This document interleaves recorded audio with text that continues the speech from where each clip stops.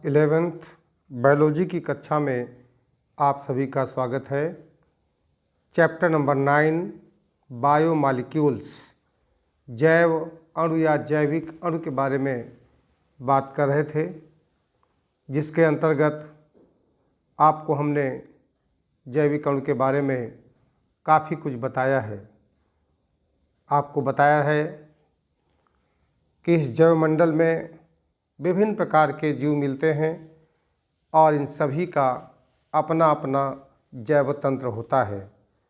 जैव तंत्र अजैविक परमाणुओं तथा अणुओं से मिलकर बनता है। जैव तंत्र अनेक जटिल जैविक अणु जैसे कार्बोहाइड्रेट, प्रोटीन, न्यूक्लिक अम्ल, लिपिड आदि से मिलकर बना होता है। हमारे भोजन के मुख्य अवयव प्रोटीन तथा कार्बोहाइड्रेट्स हैं, जो आपस में अंतःक्रिया करके जैव प्रणाली का आणविक आधार बनाते हैं। इसके अलावा कुछ सरल अणु जैसे विटामिन्स और खनिज लवण जीवों की कार्यप्रणालियों में महत्वपूर्ण भूमिका निभाते हैं। इस चैप्टर के अंतर्गत अभी तक आपको कार्बोहाइड्रेट के बारे में बताया जा चुका है और आपको बताया गया है कार्बोहाइड्रेट्स क्या होते हैं, कार्बोहाइड्रेट के कितने प्रकार हो सकते हैं और कार्बोहाइड्रेट का कार्य क्या होता है।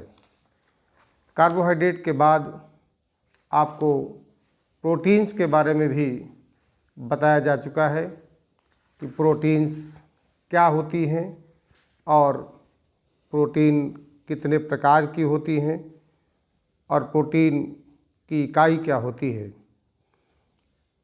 प्रोटीन जीवधारियों के शरीर के महत्वपूर्ण घटक हैं। कोशिकाओं के अंदर प्रोटीन अणुओं की संख्या तथा संरचनात्मक एवं कार्यात्मक विविधता सबसे अधिक होती है। कोशिका संरचना एवं उपापचयी क्रियाओं में प्रोटीन का महत्वपूर्ण योगदान होने के कारण ही बर्जीलियस ने सन 1838 में इन यौगिकों को प्रोटीन का नाम दिया था। प्रोटीन का मतलब फर्स्ट और फोरमोस्ट होता है और फिर बताया था कि प्रोटीन वास्तव में अमीनो अम्ल के बहुलक होते हैं। प्रोटीन अणु में बहुत से अमीनो अम्ल पेप्टाइड बंध द्वारा जुड़े होते हैं। फिर आपको प्रोटीन के विभिन्न प्रकारों से अवगत कराया गया था और आज इसी कड़ी में जैसा कि आप अपनी स्क्रीन पर एक डायग्राम देख रहे हैं, जो कि डीएनए का द्विकुंडलीकार मॉडल है, इसे वाटसन और क्रिक ने दिया था। अर्थात आज हम इसी चैप्टर बायोमॉलिक्यूल के अंतर्गत न्यूक्लिक एसिड के बारे में चर्चा करने वाले हैं कि न्यूक्लिक एसिड क्या होता है, इसकी संरचना किस प्रकार से बनी होती है और इसका क्या महत्व होता है। तो आइए जानते हैं न्यूक्लिक अम्ल के बारे में। जैसा कि आपने अपनी पिछली कक्षाओं में डीएनए के बारे में पढ़ा होगा, डीएनए और आरएनए को न्यूक्लिक अम्ल कहा जाता है। न्यूक्लिक अम्ल बहुत बड़े तथा सबसे अधिक महत्व के जैविक अणु होते हैं। इनके अणु प्रोटीन अणुओं से भी बड़े होते हैं और ये आनुवंशिक पदार्थ जेनेटिक मटेरियल होने के कारण पीढ़ी दर पीढ़ी जीवन की निरंतरता बनाए रखते हैं। न्यूक्लिक अम्ल दो प्रकार के होते हैं, जिन्हें हम डीऑक्सीराइबोन्यूक्लिक एसिड, जिसे हम संक्षिप्त में डीएनए कहते हैं, और दूसरा होता है राइबोन्यूक्लिक एसिड, जिसे हम आरएनए के नाम से जानते हैं। न्यूक्लिक अम्ल की खोज फ्रेडरिच मिशर ने की थी और उस समय उन्होंने इसका नाम न्यूक्लिन दिया था। अल्टमान ने बताया कि न्यूक्लिक अम्ल 3 घटकों नाइट्रोजन क्षार, पेंटोज शर्करा और फास्फेट समूह से मिलकर बना होता है। अम्लीय प्रवृत्ति होने के कारण इसे न्यूक्लिक अम्ल कहा गया। न्यूक्लिक अम्ल किस प्रकार से मिलकर बना होता है, अर्थात न्यूक्लिक अम्ल को बनाने में कौन कौन से घटक भाग लेते हैं, इनके बारे में जानना जरूरी है।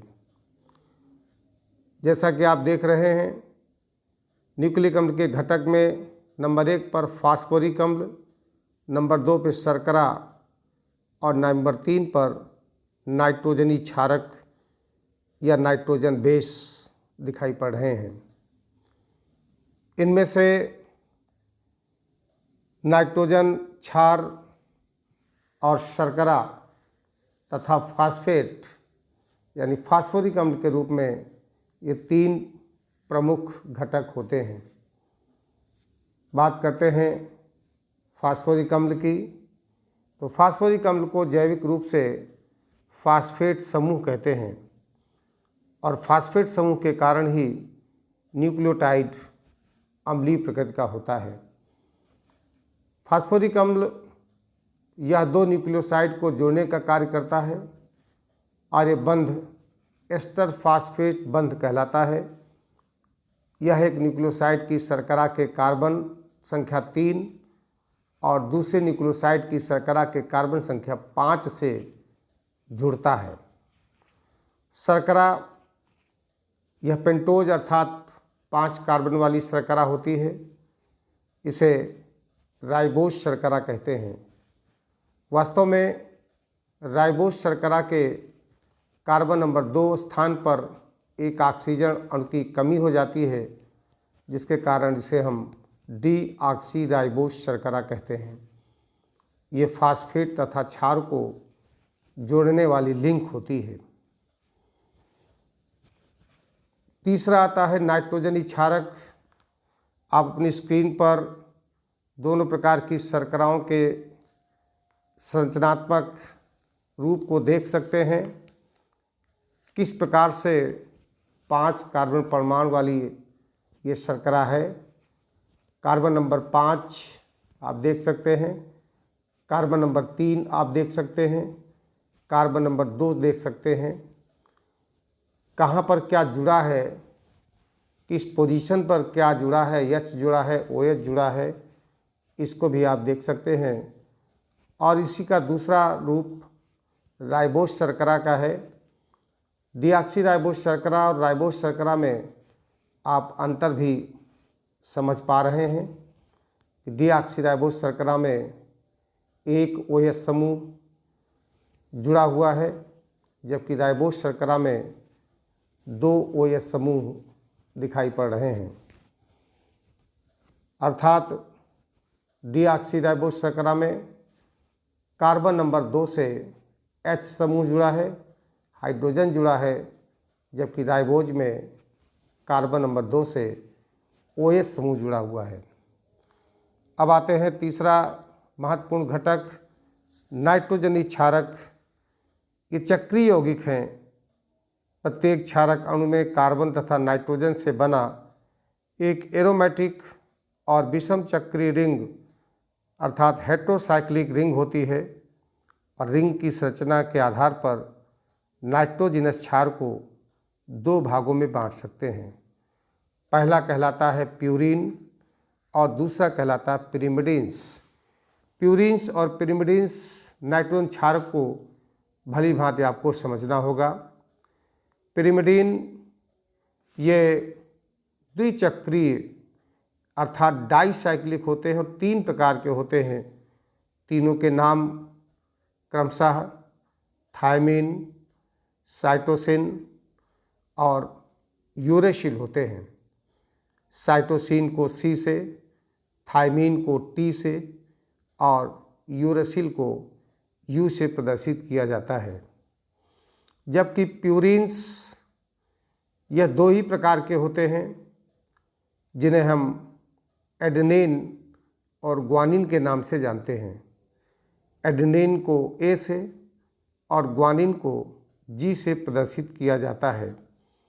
यहाँ पर एक बात और ध्यान देने वाली होती है, 5-174 बैक्टीरियोफेज वायरस में सिंगल स्ट्रैंड DNA होता है। सिंगल S DNA ब्रैकेट में लिखा हुआ, इसका मतलब सिंगल स्ट्रैंड, अदरवाइज DNA द्विकुंडलीकार संरचना होती है, डबल स्ट्रैंडेड होती है। प्यूरिन्स जैसा कि आपको बताया कि डाईसाइक्लिक यानी द्विचक्री होते हैं और एडेनिन और ग्वानिन होते हैं। और एडेनिन और ग्वानिन, थायमीन, साइटोसिन और यूरेसिल के रासायनिक संरचनाएं आपकी स्क्रीन पर बनी हैं, जिसमें स्पष्ट होता है कि एडेनिन और ग्वानिन डाईसाइक्लिक हैं, जबकि थायमीन, साइटोसिन और यूरेसिल सिंगल साइकिल वाले यौगिक होते हैं।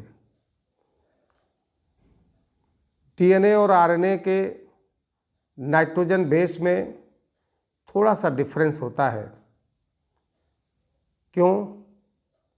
क्योंकि RNA में थायमीन के स्थान पर यूरेसिल पाया जाता है। बाकी सारे नाइट्रोजन बेस ठीक DNA की तरह ही होते हैं। अब बात करते हैं न्यूक्लियोसाइड क्या होता है। तो नाइट्रोजन क्षार और शर्करा को मिलाकर बोलते हैं न्यूक्लियोसाइड। नाइट्रोजन क्षार plus pentose sugar equal to nucleoside.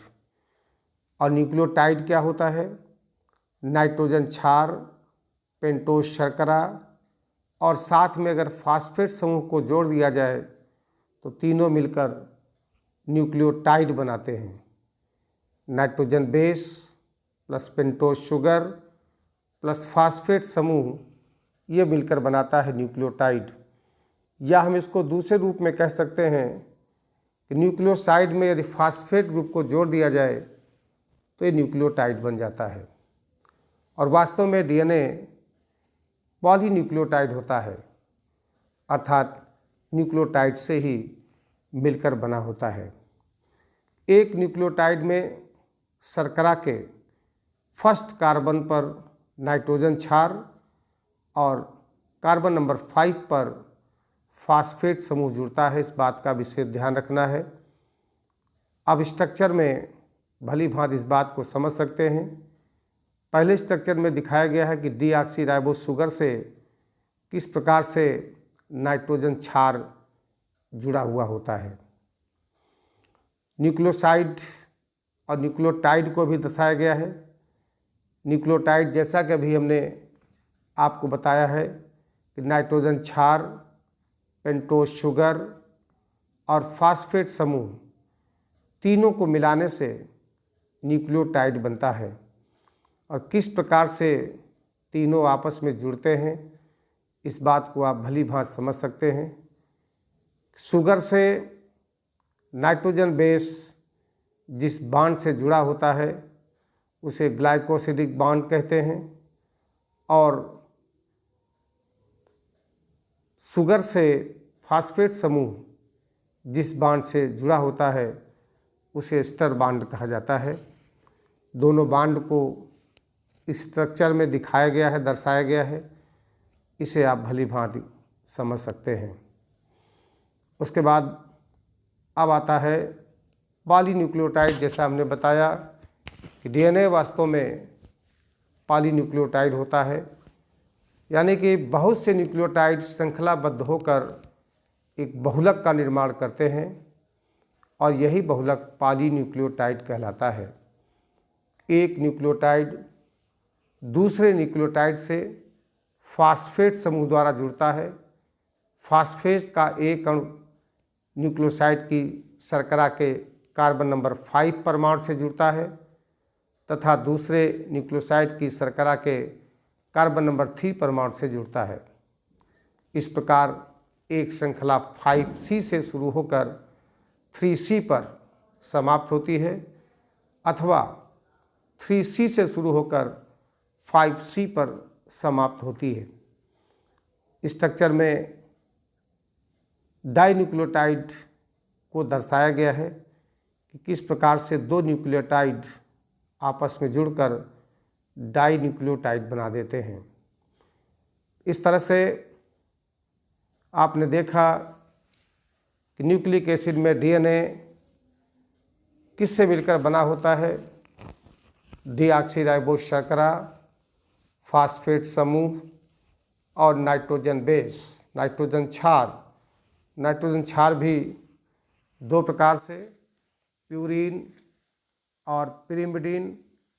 इनमें से प्यूरीन क्षार डबल रिंग यानी डाईसाइक्लिक होते हैं, जबकि पिरिमिडीन क्षार सिंगल साइकिल वाले होते हैं।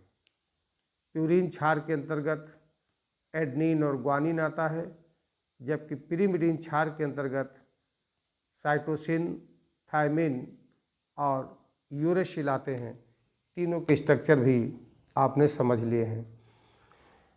अब इसी में एक महत्वपूर्ण नियम आता है जिसे चारगाफ नियम भी कहते हैं।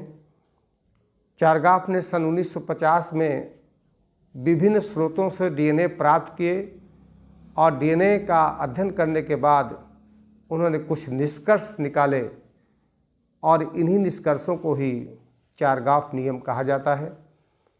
पहला निष्कर्ष बताया कि सभी जीवों के डीएनए में पिरिमिडीन और थायमिन C+T, साइटोसिन और थायमिन की मात्रा प्यूरीन बेस अर्थात एडनिन और ग्वानिन के बराबर होती है। पहला नियम ध्यान से सुनिए।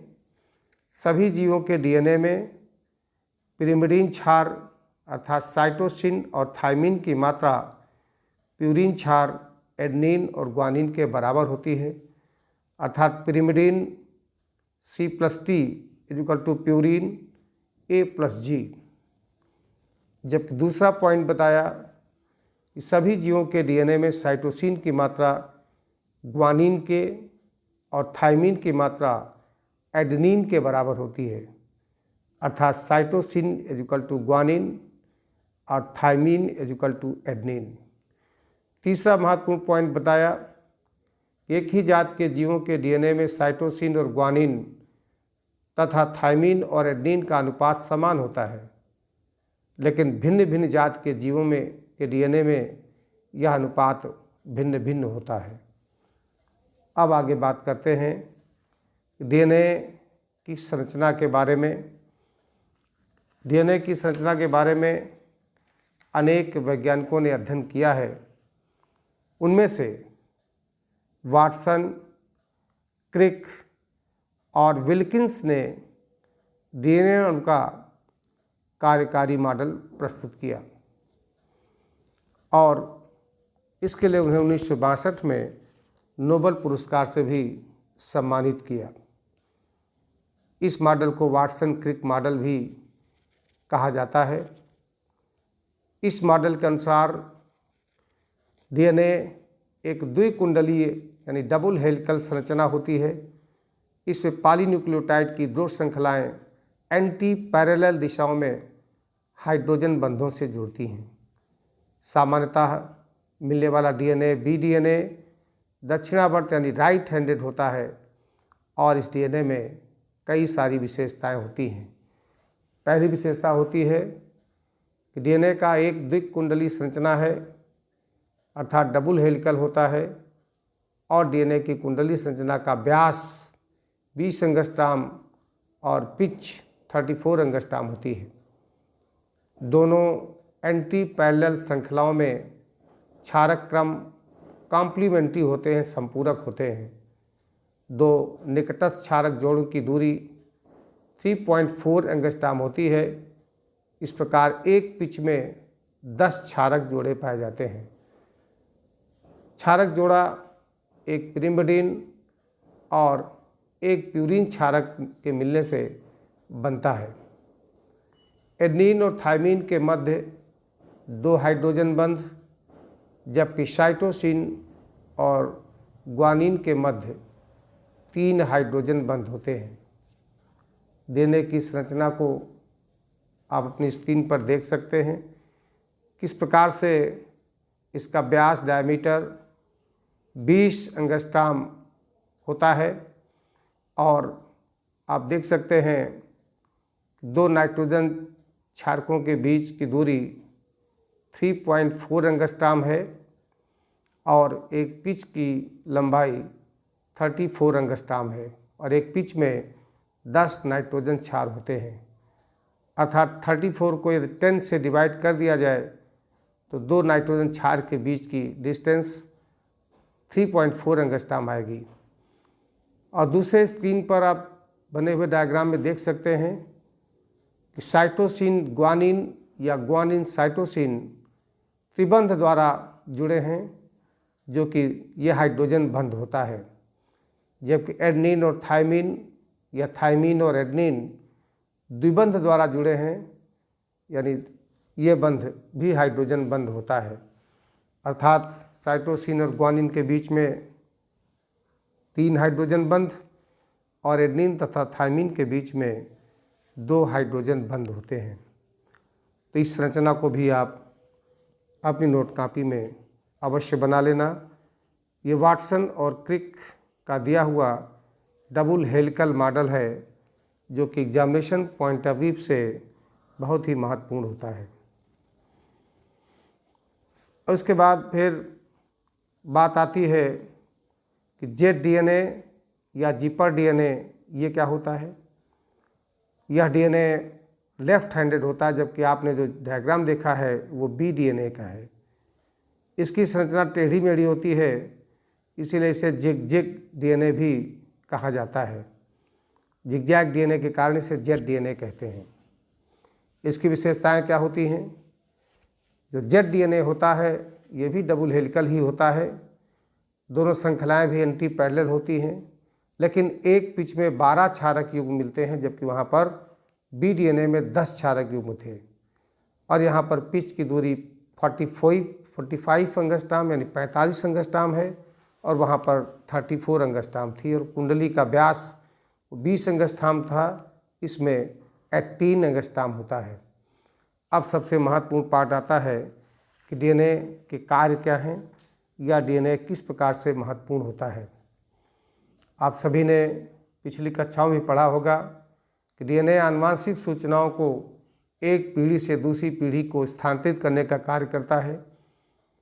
प्रोटीन संश्लेषण के लिए यह संदेशवाहक मैसेंजर आरएनए बनाता है और इसकी प्रतिकृत से ही पुत्री कोशिकाओं में समान गुणसूत्र मिलते हैं। और लक्षण निर्धारण का नियंत्रण भी डीएनए द्वारा होता है। यह एक स्थायी होता है। यही कारण है कि एक पीढ़ी से दूसरी पीढ़ी में लक्षणों का रूप नहीं बदलता है और उत्परिवर्तन होने की दशा में डीएनए के किसी क्षारक में बदलाव आने से ही क्षारक क्रम बदल जाता है और लक्षण प्रारूप भिन्न हो जाता है। इस प्रकार से डीएनए आरएनए का संश्लेषण भी करता है, जो कि प्रोटीन संश्लेषण के लिए अत्यंत महत्वपूर्ण है। तो आज इस ऑडियो नोट्स के माध्यम से चैप्टर नंबर 9 जैविक अणु बायोमॉलिक्यूल के अंतर्गत आज आपने न्यूक्लिक अम्ल के बारे में पढ़ा। उसमें से महत्वपूर्ण रूप से आपने डीएनए के बारे में जाना कि डीएनए क्या है, इसकी संरचना कैसी होती है और इसका महत्व क्या है। आज के लिए इतना पर्याप्त है। शेष अगले वीडियो के माध्यम से पुनः इसी चैप्टर का अगला भाग प्रेषित करने का प्रयास करेंगे। बहुत बहुत धन्यवाद।